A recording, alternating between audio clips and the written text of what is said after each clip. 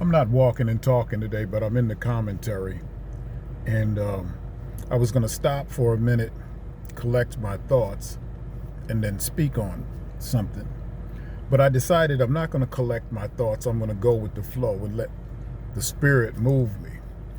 And I've been talking a bit about, organized religion, historians and academians and scholars, and what dawned on me, because I was watching a very interesting talk that had some really good points, talking about Africa, the slave trade, the evolution of economic development and civilization of the world as we know it now, and going back into history and looking for different points, and trying to basically prove the standing of Africa in the world.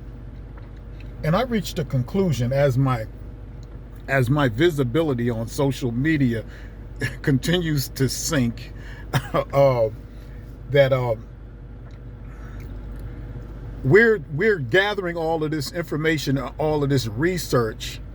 This is black people I'm talking about, to prove to one another, to sit down and have debates with one another about what we should be doing as a people, because the information that we find, for number one, and the main thing, is that the status quo and the rulers of the world are not going to care anything about what research we come up for.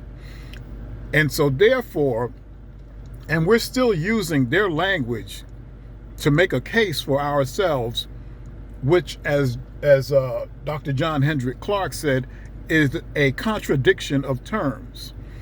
What we need to get ourselves out of mental slavery is not going to come from them. It has to come from within ourselves. So we're doing something similar to what the Missionary Baptist Association did when they were separated from the regular Baptist Church Convention, and they just gave it a segregation.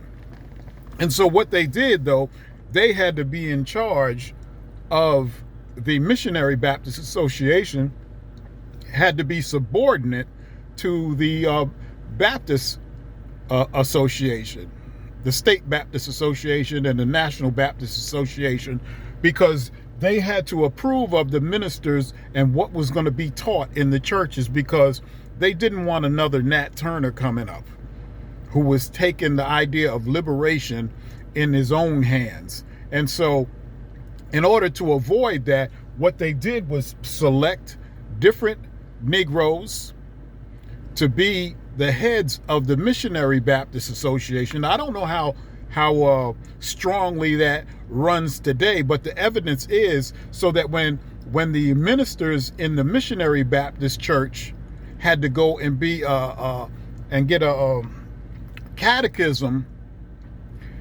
with other black ministers, and so therefore it's the same thing that goes on with these intellectual pursuits, is that black people are going in front of other black people to determine who can be a speaker, and so I think I've hit the gist of this for you to understand that the all of the intellectualizing that we do and all of the scholarship and the research that we do is just for us. It's a dog and pony show for us to do for us, because they are not going to acknowledge that they have raped and robbed and stolen from us for centuries now. And the only way that we are going to stop it is we have to stop it.